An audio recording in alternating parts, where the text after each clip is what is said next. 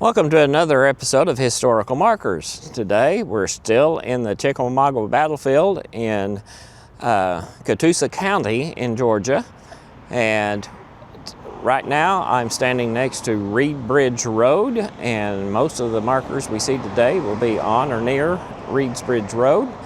And so join us as we take a look at these markers.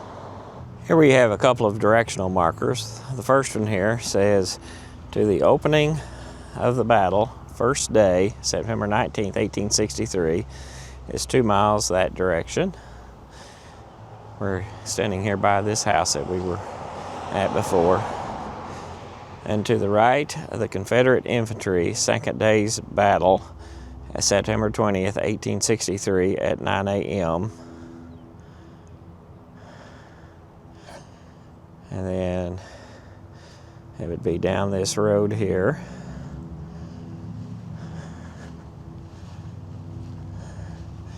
Which is basically across from the Welcome Center.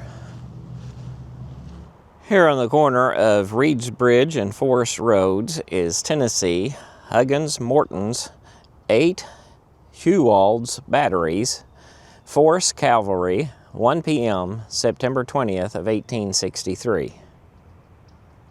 This is Morton's Tennessee battery. The battery was not engaged on the 19th, though exposed to a severe artillery fire. On the morning of the 20th, the battery occupied a position near and north of Reed's Bridge Road and west of this glade on the right of Huggins Battery, and was actively engaged soon after noon in shelling the advance of General Granger's corps, moving to the support of General Thomas. McCook's brigade of this force was detained to face the Confederates, while the other two, after some delay, proceeded rapidly to join Thomas on Snodgrass Hill. After General Granger's column had passed, the battery moved to the front, but before it could come into action was compelled to return to its original position by the advance of the enemy, which drove the infantry back from the Chattanooga Road.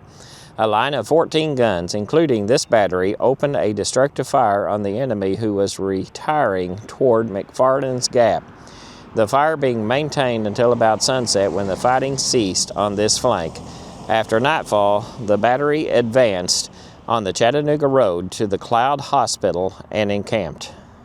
Huwald's Tennessee battery. The battery occupied a position north of the Reed's Bridge Road and west of this glade, northwest of this ground, on the right of Huggins and Morton's batteries, and was actively engaged soon after noon in shelling the advance of General Granger's corps, moving to the support of General Thomas. McCook's brigade of this force remained to face the Confederates, while the other two, after some delay, proceeded rapidly to join Thomas on Snodgrass Hill.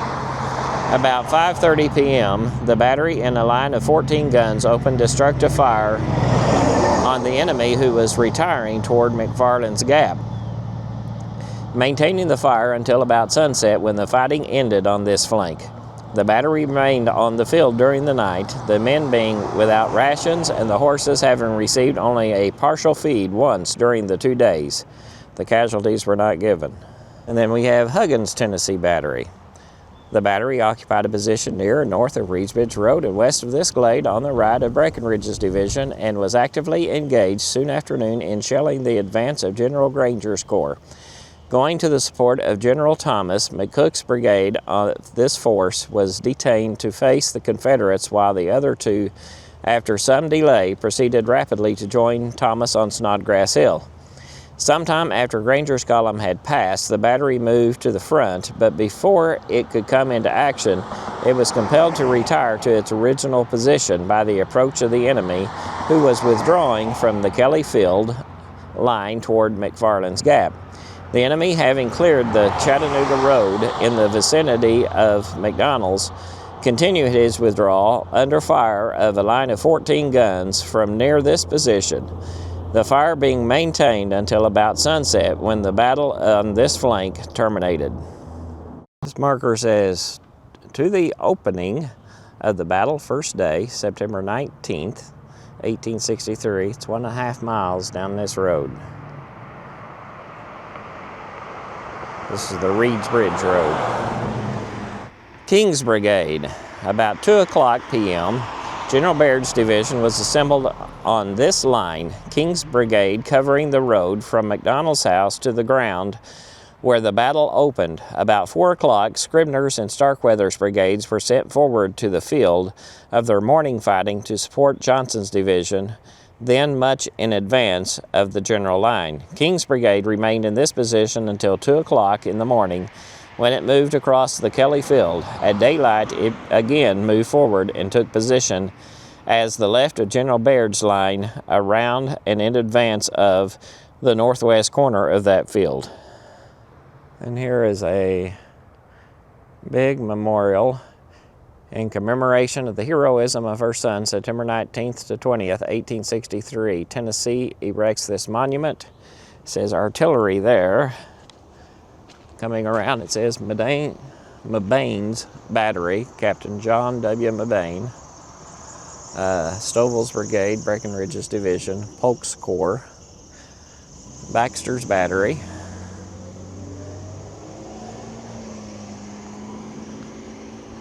and here's several more names you can read related to this, and then over to the fourth side. Adams Brigade. Adams Brigade reached this position from its bivouac some 400 yards east of this point about 9:30 a.m., moving with its division in line of battle. Helm's Brigade on the left of the division struck the Union log works. Adams Brigade on the right and Stovall's Brigade in the center encountered John Beatty's Brigade in the vicinity of the McDonald place. Adams Brigade, after dispersing the troops in its front, crossed the Lafayette Road at McDonald's and wheeled so as to face south. Stovall's Brigade halted at that road, having driven that portion of Beatty's troops confronting it across it, and formed on the left of Adams facing south. Only half of Helm's Brigade reached the Lafayette Road. Smith's Brigade. Until 2 p.m., the brigade remained with its division in reserve a mile and a half southeast of this position, subject to a severe artillery fire, killing and wounding several men. About this hour, it was ordered to the extreme right and formed on the left and rear of Forrest's cavalry. Near sunset, with Strahl's brigade on its left, the brigade moved with a general advance of the right wing as support of Little's division, then engaged in front, reaching this position as the enemy retired and bivouacked on this ground. Starkweather's brigade. Baird's division, upon withdrawing from the lines of its morning fighting, was assembled on this ground about 2 p.m. Toward 4 o'clock, this brigade with Scribner's was sent forward to support Johnson's division, then in isolated position much in advance of the general line. This took the brigade over the line of its morning engagement, and many of its wounded were recovered. At dusk, both brigades were involved in the night attack of Cleburne's division.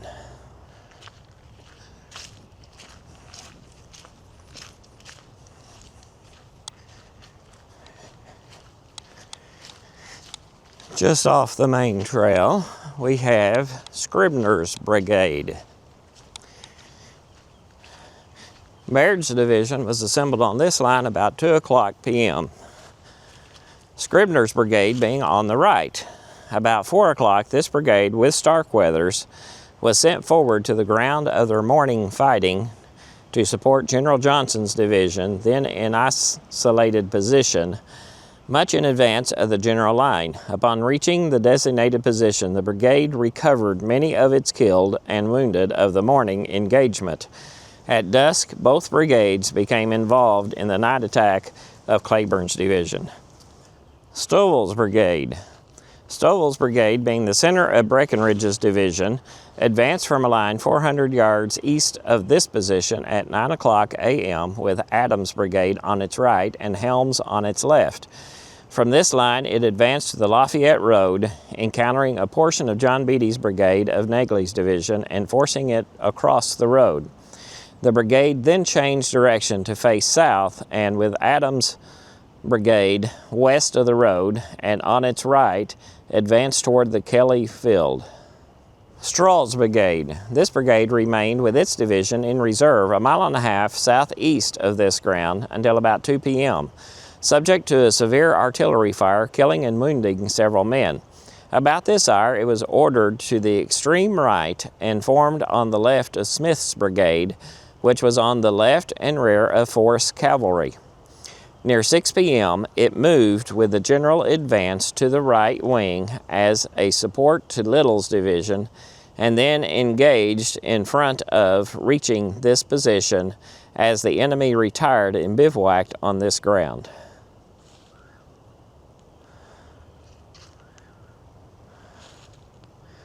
Vanderveer's brigade. About the time the advance of Little's division had been checked by the brigade in its position south of the road, a Confederate force advanced rapidly from the low ground east and north of this position. To meet this attack, 3 regiments of the brigade with 10 pieces of artillery were hastily formed on the crest of this ridge facing north. The 2nd Minnesota on the right, next one section of Smith's battery commanded by Lieutenant Rodney, then the 87th Indiana flanked by Church's and the other section of Smith's battery, and on the extreme length left, the 35th Ohio. The 2 extremes of the line formed an obtuse angle, the opening toward the enemy. The assaulting column continued to advance till within 40 yards of this line, but was finally repulsed by the combined front and flank fire of musketry and of artillery double-shotted with canister. The 9th Ohio rejoined the brigade as the enemy was repulsed, and soon after 1 p.m. the command moved and formed on the crest of the next ridge west, facing east. So this marker's out here in the middle of the woods still at the 35th Regiment, Ohio Infantry, Vanderveer's brigade, 12 p.m., September 19th of 1863. Dibrell's brigade. At noon, Dibrell's brigade moved to the left from Vanderveer's front, where it had been severely engaged and formed in the low ground north of the Ringgold Road and beyond Vanderveer's left flank with the purpose of turning it.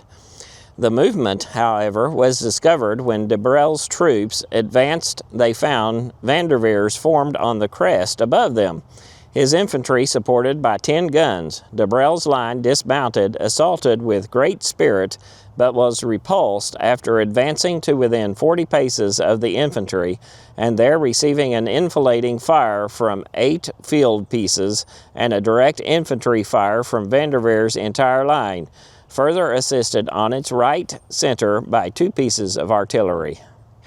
And then walking along, here we came across 2 more cannons out here in the woods.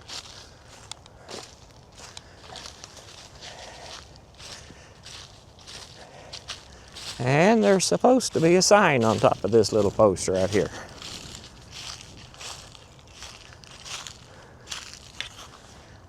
It is supposed to be Battery I, 4th U.S. Stevenson's section, Vanderveer's Brigadier Brannan's division, September 18th, 1863, 12 to 1 p.m. with Lieutenant Frank C. Smith. And then farther down, we have 2 more cannons here in the wood. It appears this sign is still here, which is a good thing. This is for Battery D, 1st Michigan Light Artillery.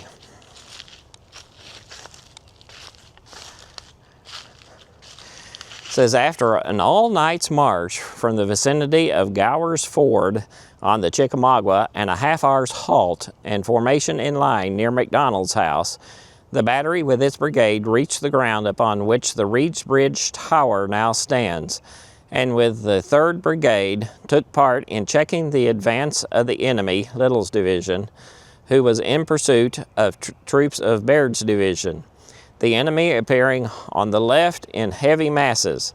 The battery came to this position in support of Vanderveer's brigade and assisted in repulsing successive assaults on its front and left about 1 p.m. The fighting ceased, and after several changes of position, the battery with the brigade bivouacked for the night in the field near the Dyer House. Here's Brannan's division. Brannan's division, after advancing from the Lafayette Road at McDonald's, became heavily engaged in this vicinity between 7 and 8 a.m. with forced cavalry dismounted. Croxton's brigade went into action on the next road to the right and a quarter of a mile nearer Jay's Mill. Vanderveer's brigade became hotly engaged on this ground about 8 o'clock. Advancing several hundred yards in a southeasterly direction, Connell's brigade acted as a support both to Croxton and Vanderveer. Croxton was at first driven back, but soon regained and held his ground. About 9 a.m., Baird's division reached the right of Brannan and relieved the pressure at that point. Baird was, however, struck in flank by Little's division, and Baird's left brigade, J.H. King, was driven in confusion over Vanderveer's brigade. The last assault upon Brannan's division was made on this ground, the enemy advancing from the ravine a quarter of a mile north of this point. Vanderveer met this attack by rapidly changing his front and quickly occupying the crest north of the Ringgold Road. Fighting having ceased at this point, Brannan's and Baird's divisions were withdrawn about 1:30 p.m. to the high ground about a half mile east of McDonald's house. This is Vanderveer's brigade. There's a couple of more cannons here.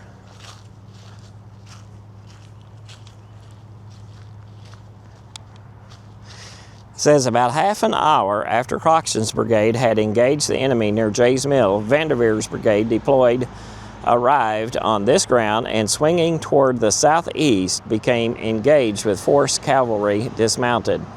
Soon reinforced by Ector's infantry brigade of Walker's division, the brigade held its ground and repulsed all attacks. Soon after 11 a.m., King's brigade of Baird's division was driven over Vanderveer's lines by Little's division, and its battery, H. 5th U.S. Artillery, was captured. The 9th Ohio, supported by the 17th Ohio of Connell's brigade, charged from the right of Vanderveer's line, recapturing the regular battery. And then this marker is for the Indiana 87th Regiment Infantry, the 3rd Brigade, 3rd Division, 14th Corps, Saturday, September 19th, 1863 at 8 a.m.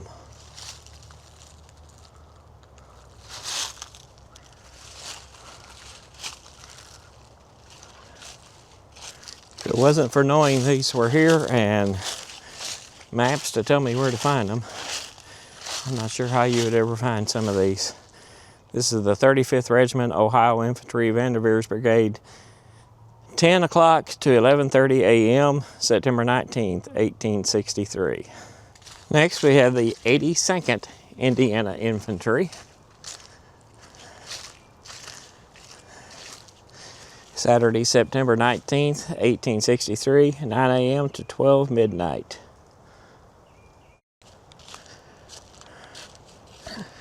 All right, next we have Connell's Brigade. The 3 regiments and battery of this brigade formed the reserve of Brannan's division, the 38th Ohio being detached as train guard. Upon moving into action, the 31st Ohio was sent to the left of Croxton's brigade and became heavily engaged there. The 82nd Indiana, the 17th Ohio, and the battery supported the right of Vanderveer's brigade. The 17th Ohio supported the 9th Ohio of Vanderveer's command in a charge by which the latter recaptured Battery H, 5th U.S. Artillery. Church's battery, supported by the 82nd Indiana, assisted in the repulse of Govin's and Walthel's brigades of Little's division, which had broken the lines of King's brigade of Baird's division. Immediately thereafter, Church's battery was heavily engaged on Vanderveer's line north of the Ringgold Road in the final repulse of forced forces which had passed to the Union left and rear and suddenly assaulted from that direction. Upon the close of the engagement of this portion of the field, the brigade assembled about 2 p.m. with the rest of Brannan's division upon the glade north and east of the Kelly Field, whence it moved at 5 p.m. to the Dyer Field to assist in restoring the lines about the Brotherton House.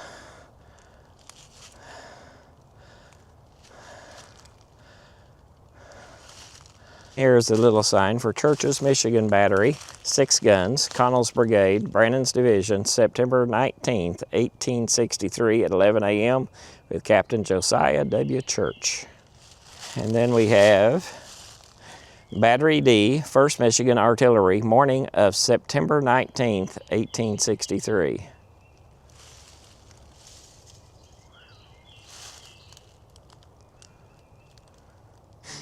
And here we have the 17th Regiment, Ohio Infantry, Connell's Brigade, 10 a.m. to 11 a.m., September 19th, 1863.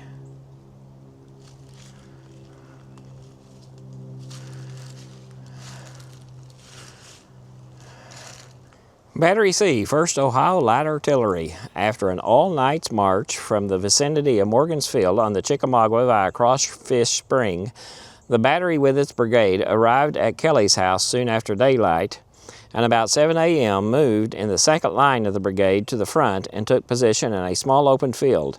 The infantry, moving to the front into the timber, engaged the enemy, who was in heavy force. 20 minutes later, the battery moved to the front, but finding the infantry already falling back, it came into position on this ground and threw a few shells at a high elevation for effect only. 3 successive times during the day, the battery was ordered into position in the face of the enemy, and each time the infantry being driven back was ordered to the rear. About 4 p.m., the battery followed the brigade to the right and bivouacked for the night in the Dyer Field.